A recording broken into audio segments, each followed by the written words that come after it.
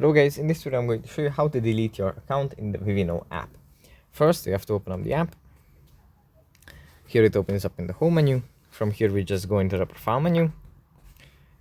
Then we tap on settings. And then we scroll down to the bottom. And then we have delete account at the very bottom. We tap on this.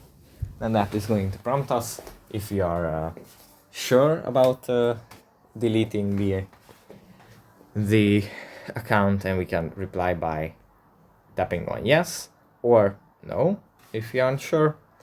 But that's basically where and how you can delete your Vivino account.